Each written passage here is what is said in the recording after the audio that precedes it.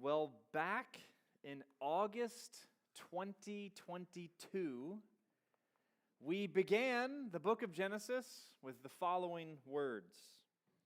Genesis is a book of origins, the origin of creation, the origin of mankind, the origin of the institutions by which civilization flourishes, and the origin of the one special family God chose as His own to bless the world through.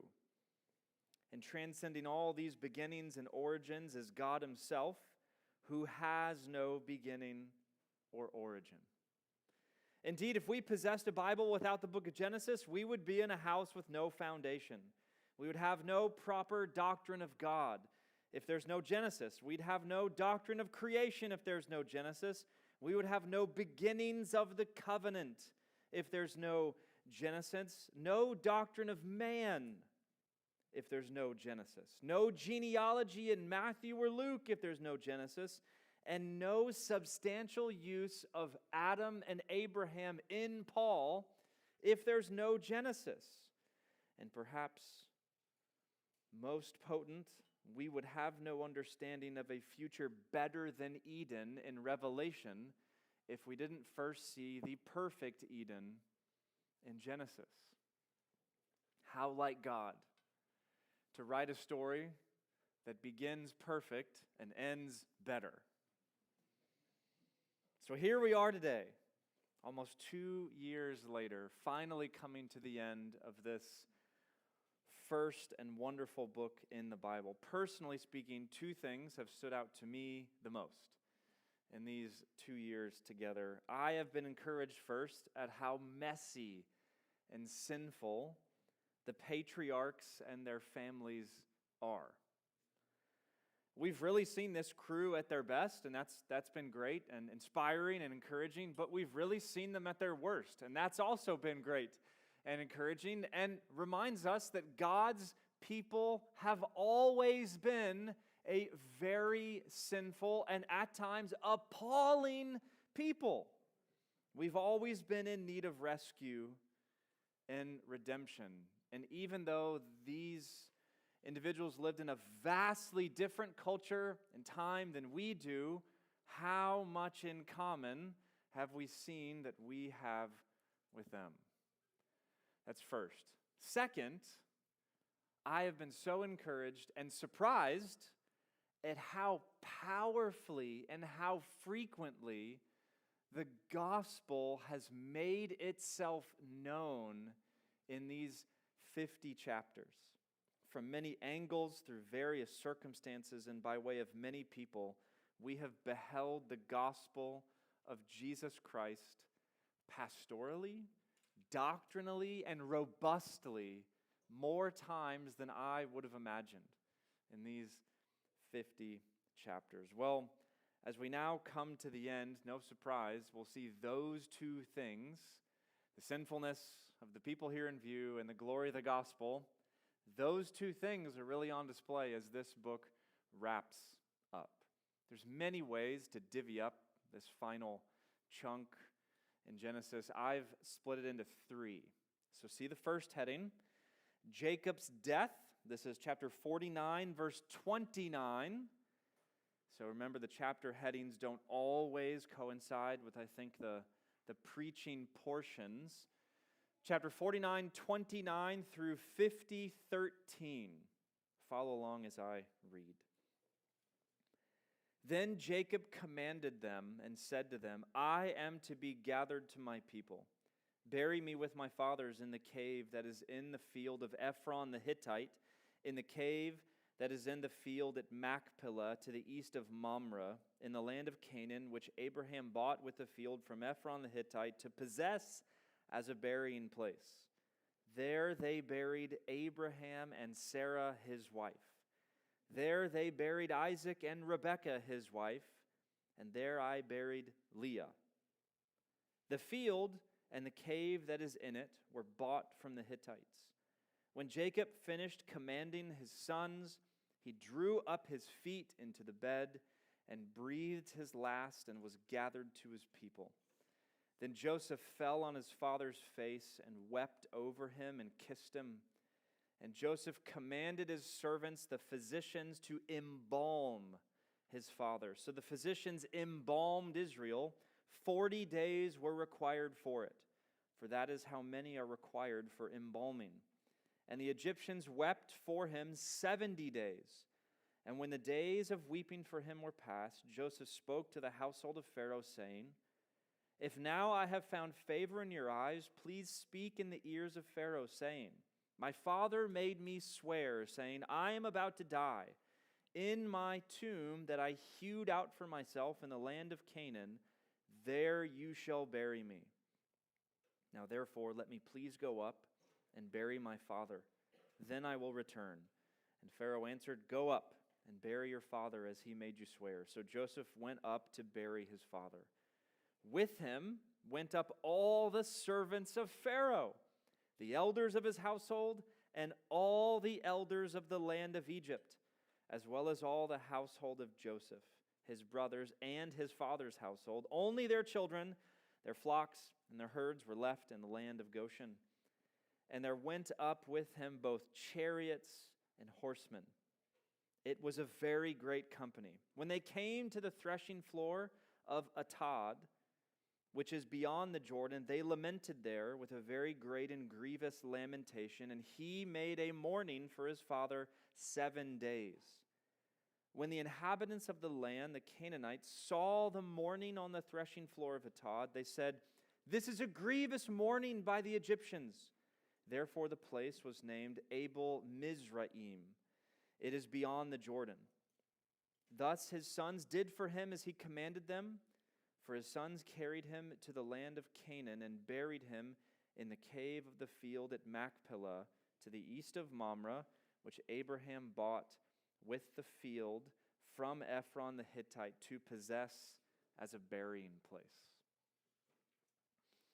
Well, we come now to something that we have expected for, I think, the past 10 or so chapters, even though it still saddens us. We come to the death of Jacob. No doubt, Jacob is one of the most important figures in all of Genesis. I mean, think about, we saw a long chunk, chapter 12 to 23, 24 for Abraham.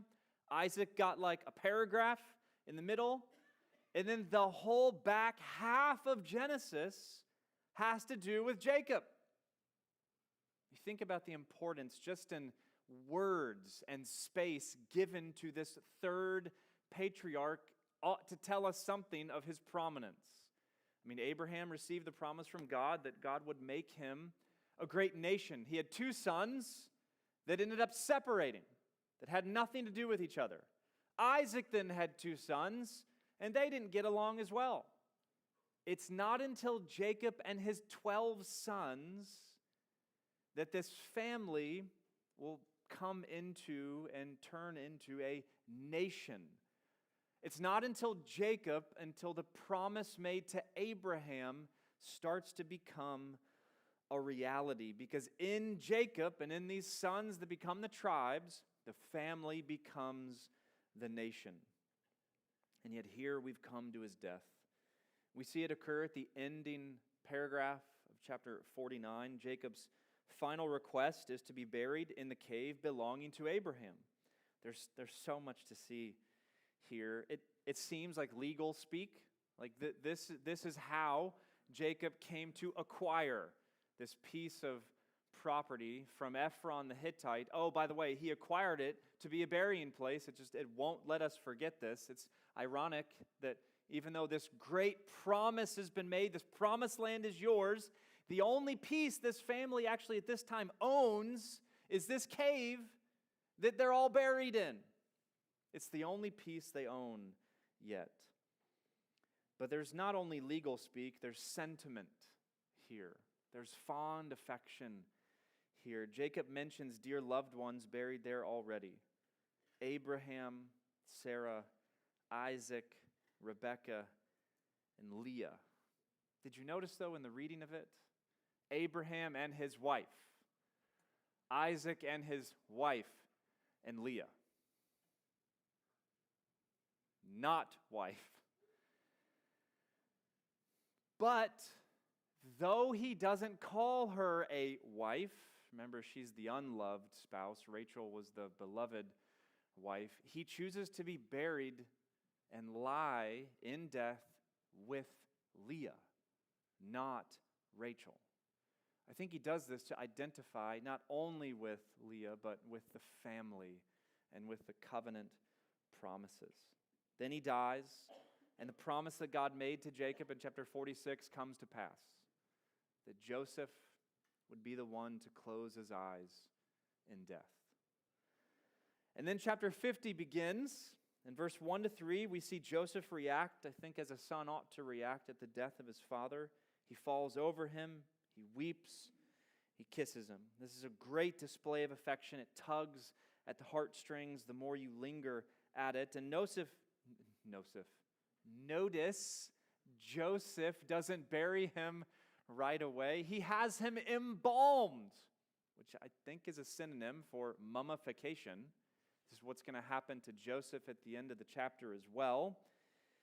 And a total of 70 days of mourning begin not just in the family, but in the nation of Egypt. Certainly, this was in deference to Joseph for all that he has in his person and his work meant for this nation. But it's remarkable to see that this third patriarch, the Son of God, is lamented for in all of Egypt. It's as if, Andrew mentioned during the week, the father of Pharaoh has almost died. That's the importance given to Jacob. In verse 4 to 6, Joseph makes a request to Pharaoh that he'd be able to leave and go bury his father in Canaan. Pharaoh agrees, and thus we see beginning the grandest, largest state-funded funeral in all of the Bible. It begins, we have it in verse 7 to 13, with all kinds of pomp and circumstance. See the great procession that goes out of Egypt. In verse 7, the elite in all of Egypt were there. In verse 8, the whole family of Joseph was there, except the kids and the livestock. They're back at home. And in verse 9, we see the military of Egypt comes, chariots and horses and all. In verse 10, we see something of the direction they took out of Egypt. This might seem a small detail, but many draw attention to this, and so we ought to draw attention to it as well. They arrive at something called the threshing floor of Atad. Now, that this whole company arrived there means that in order to get there, if you look at a map of this pre-Exodus Egypt and region, it means that they would have had to go around the Dead Sea and up the side, the east side of the Jordan River to arrive at this threshing floor of Atad. You're like, why does that matter? This is the same route that the Israelites would take 400 years after this in the Exodus. That the same route occurs here pre-Exodus leads many to call this moment, with the chariots, the horses, the military commanders, Pharaoh himself, all the elite of Egypt, and the Israelites coming out of Egypt, this is almost a dress rehearsal for the Exodus, though under vastly different circumstances. The final details of Jacob's burial are given in verse 11 to 13. Only the sons of Jacob go on from the threshing floor into Canaan to the cave to put Jacob's body in. And the mourning was so loud that all the Canaanites took notice and thought the Egyptians were going crazy, but then they said their goodbyes afterwards and they returned. And as the whole procession went back the way they came, we must note a sobering detail. The tribes that would come from these sons would come to dwell in Canaan, in the promised land, once again after the Exodus. But for these sons, as they turned away from Jacob's grave, went back into Egypt, this was the last time that any of them would ever see the promised land again with their own eyes. It would be their descendants who would come back in. Something of a sobering detail that makes us think of Hebrews 11. All these died in faith, having not obtained the promise, but they still looked for it far ahead and grasped it by faith. Well, thus ends the life and times of Jacob, the son of Isaac, the grandson of Abraham. See second now Joseph and his brothers. This is chapter 50, verse 14 to 21 as the text continues. After he had buried his father, Joseph returned to Egypt with his brothers and all who had gone up with them to bury his father. When Joseph's brothers saw that their father was dead, they said, "It may be that Joseph will hate us and pay us back for all the evil that we did to him." So they sent a message to Joseph saying, "Your father gave this command before he died. Say to Joseph, 'Please forgive the transgression of your brothers and their sin, because they did evil to you. And now please forgive the transgression of the servants of the God of your father.' And Joseph wept when they spoke to him. His brothers also came and fell down before him and said, 'Behold, we are your servants.' But Joseph said to them, 'Do not fear, for am I in the place of God? As for you, you meant evil against me, but God meant it for good to bring it about that many people should be kept alive as they are today. So do not fear. I will provide for you and for your little ones.' Thus he comforted them and spoke kindly to them." Well, I told you we'd see sin in the text, and it didn't take long. Didn't take long after the death of Jacob for the brothers to return to something of their former patterns of fearful trying to cover up things and connive their own way to get out of trouble. And that's what we see here. They all return from the funeral and the burial, and Joseph's brothers grow anxious and afraid. So what do? In their anxiety and their fear, they conclude that Joseph is probably going to, now that dad's dead, probably going to seek retribution against them. Because, we really know Joseph. We just ignore the past time that he's welcomed us and provided for us. We know our brother. He's going to hate us. He's probably going to kill us and throw us all in a pit and sell us off to another nation like we did to him. On one hand, this is quite understandable.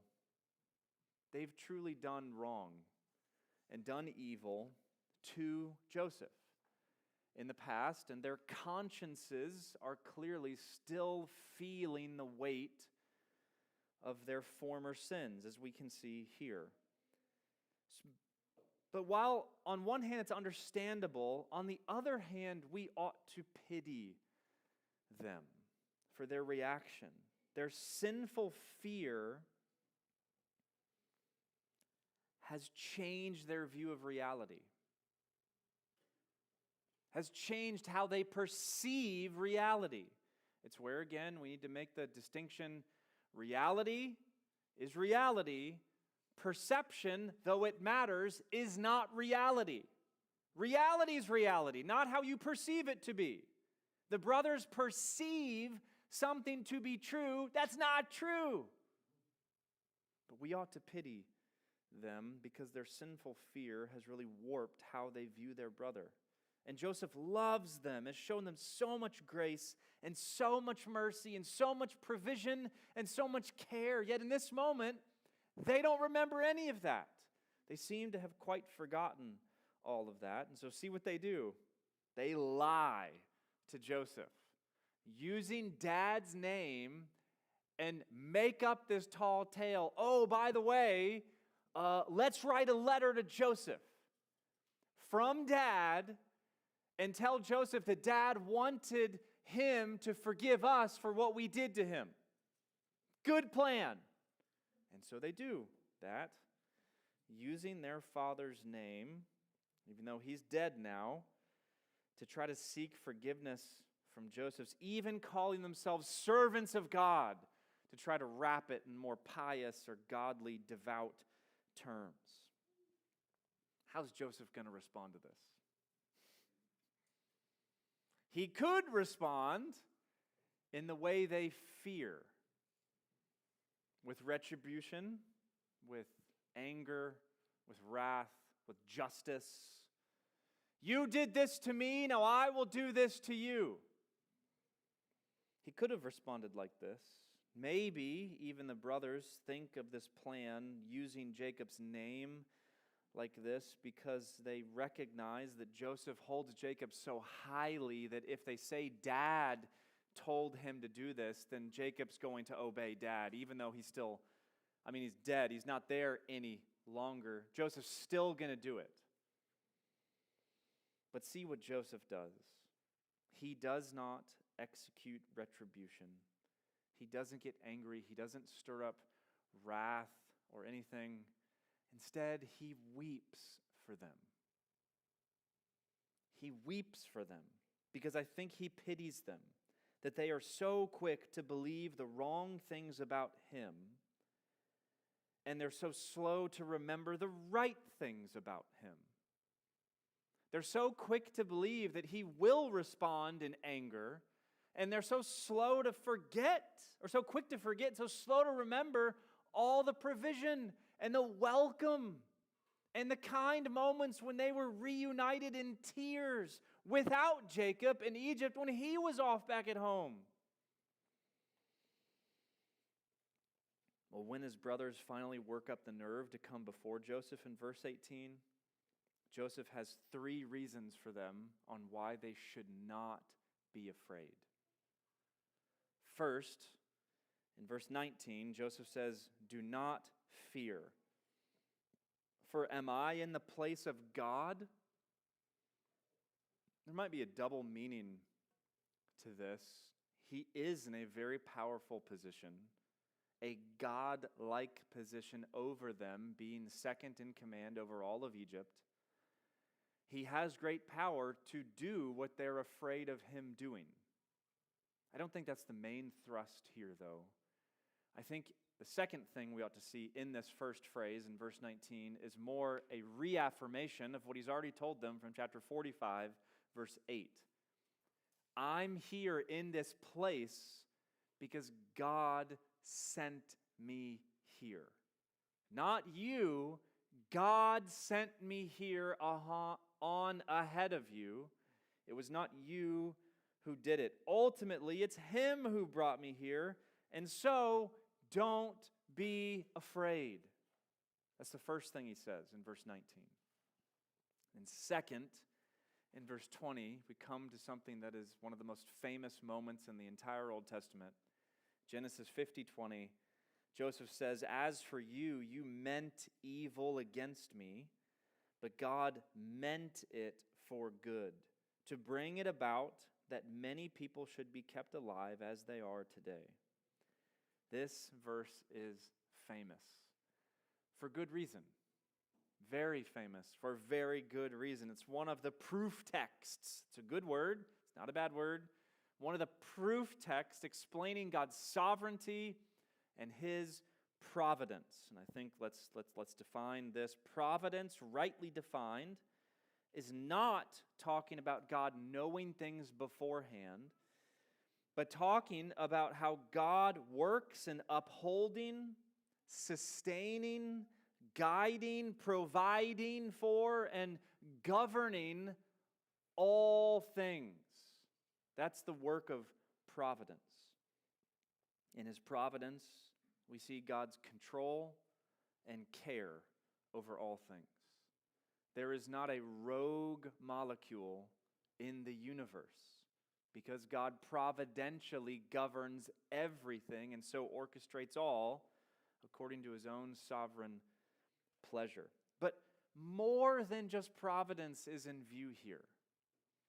We can kind of, if you're going to peer into providence, you can see something else in view here. the doctrine of concurrence. Has anyone heard of the doctrine of concurrence before? It's a subcategory of providence, like providence heading, and like drop down.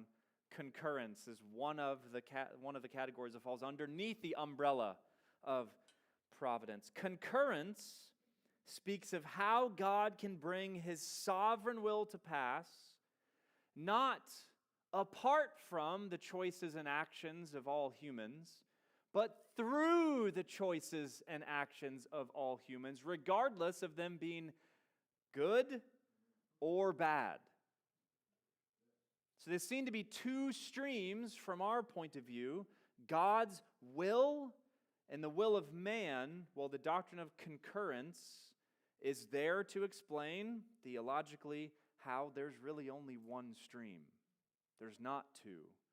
In God's sovereign control and providential ruling over all things, there is one stream. This is hard to grasp, but this is exactly what Joseph is telling his brothers here, that though they were doing evil, true evil to Joseph, God was doing something good in their evil far greater than the brothers knew. What good? Keeping many people alive during the famine. That's the good in view here in context. Perhaps we can say it differently, though. The brothers truly meant evil to Joseph, but in their evil actions, God was at work, such that the brothers, in their wickedness, only proved to be instruments in God's hands, bringing about things far more wonderful than they ever could imagine. So they thought they're doing one thing, and yet it just turns out that that one thing they were doing turns out to be the thing that God wanted to happen to bring about His design and His purpose and pleasure in it all. All of that together makes this the Romans 8:28 of the Old Testament. That's what we see. We have Romans 8:28 in the Old Testament, that all things God works and causes all things for the good of those who believe, those who are called according to His purpose. You meant evil, God meant it for good. Both were active in the same events to bring about good, just as God works for good here. I would even say we would not have Romans 8:28 if we didn't have Genesis 50:20 first. This is something of the foundation we stand on in order to arrive at Romans 8:28 far down the road. This gives us such a great hope. It's like the lyrics we just sang in Sovereign Over Us.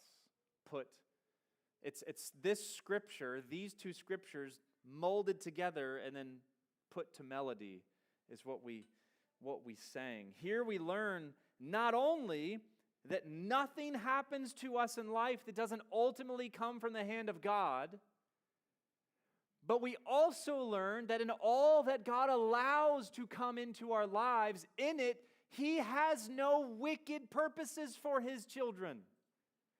Everything works to the good. Everything. Is there anything not included in everything? No! Everything is included in everything.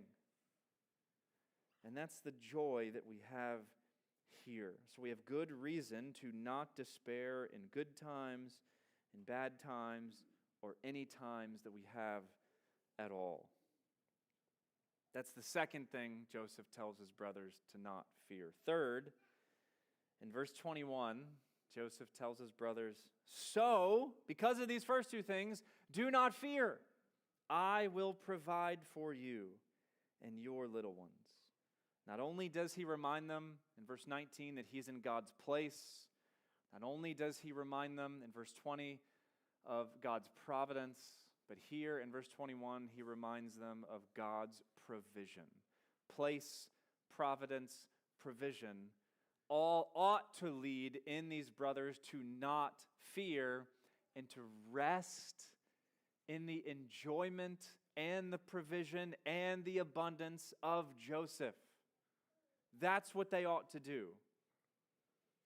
These are great words of comfort to Joseph's anxious and fearful brothers. And how can we from there not also say, are any of you anxious or fearful? Like, fill in the blank. What are you worried about?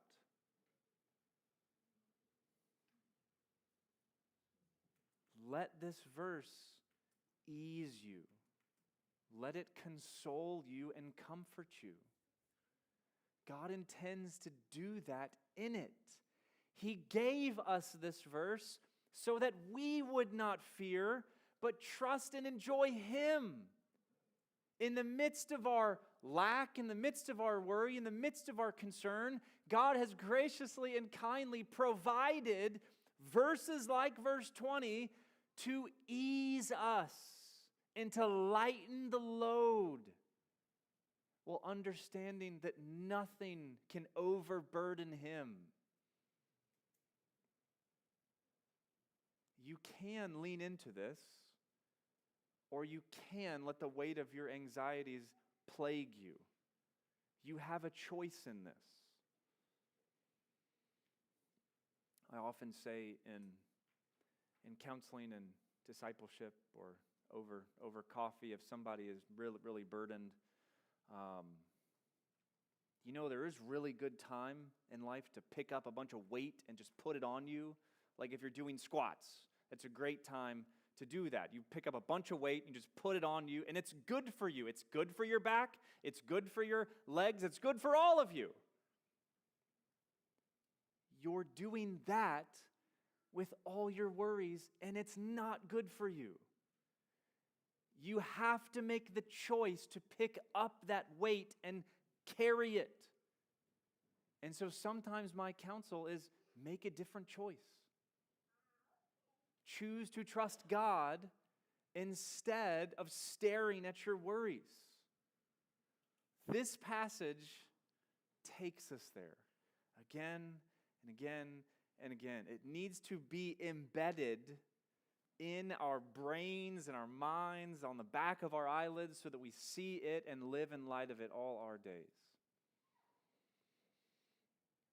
Well, third and finally, we see Joseph's death at the end in verse 22 to 26. So Joseph remained in Egypt, he and his father's house. Joseph lived 110 years, and Joseph saw Ephraim's children of the third generation. The children also of Machir, the son of Manasseh, were counted as Joseph's own. And Joseph said to his brothers, I am about to die, but God will visit you and bring you up out of this land to the land that He swore to Abraham, to Isaac, and to Jacob. Then Joseph made the sons of Israel swear, saying, God will surely visit you, and you shall carry up my bones from here. So Joseph died, being 110 years old. They embalmed him, and he was put in a coffin in Egypt. Well, here the book of Genesis now comes to an end with the death of Joseph. It mentions that he and his brothers and all their families lived out the remainder of their lives in Egypt. And Joseph lived to be 110 years old, long enough to see multiple generations of his family come. How encouraging is that? It's actually an important note. Historians will say of ancient Egypt that there was a common belief in Egyptian culture that if you died at 110, you've lived the perfect life. This was just part of Egyptian culture. 110 is the goal. You don't want to go longer. You don't want to go shorter. You want to die at 110. And here Joseph, it just so happens, perhaps this might be a witness of something of Egypt to pay attention to Joseph's life more, but he dies at 110 years old. And ironically, this is also the same age that Joshua, later on, who will take the people into the promised land, he will live to 110 years old as well. Joseph's last words are prophetic. While he does make a request known, just like Dad, that his bones would be carried up, be taken into the promised land, he says something that is stunning to see in verse 24. I am about to die, but God will visit you and bring you up out of this land to the land that he swore to Abraham, to Isaac, and to Jacob. Well, when did God visit this family, this nation, to bring them up out of the land and back into the promised land?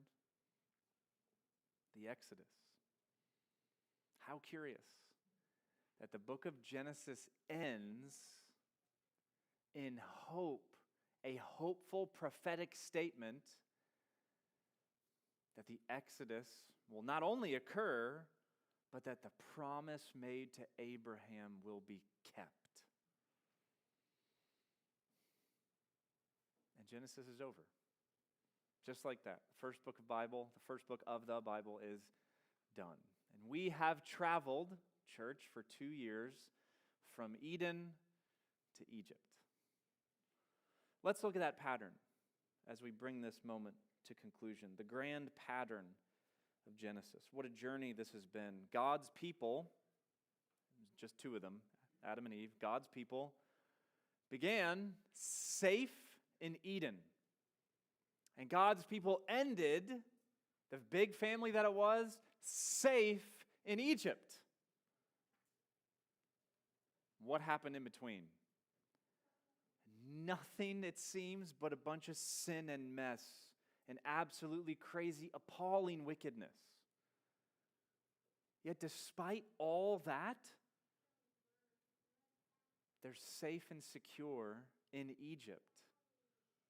And God's doing preparatory work to get the Exodus ready.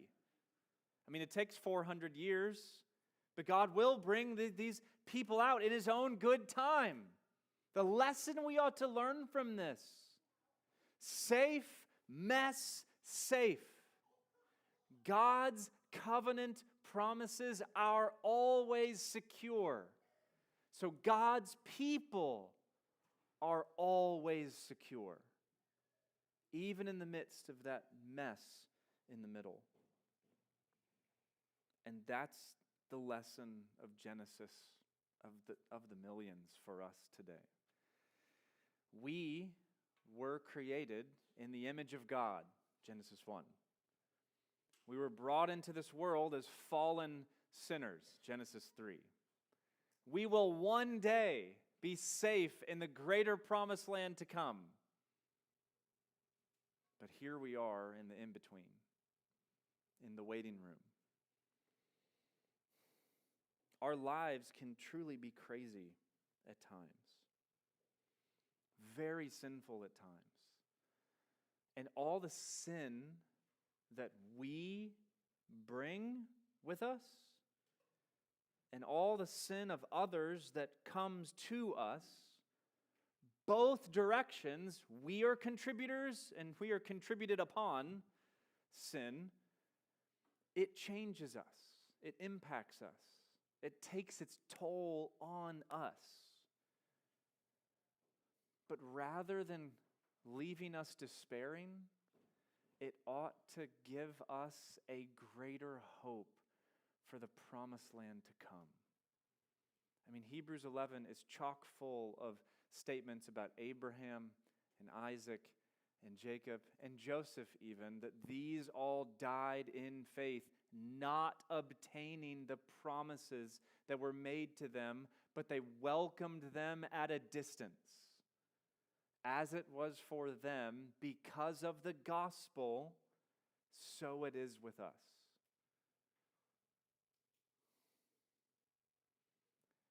In the middle of this crazy time that we find ourselves, not just around us, but in us too, we can not despair and rest because his covenant is sure and secure. And because his covenant with us is sure and secure, we are sure and secure forever. You never have to feel lost if you're His, because you're not, even if you perceive that to be. Your perception might not be reality. His reality ought to define our own. May it do so more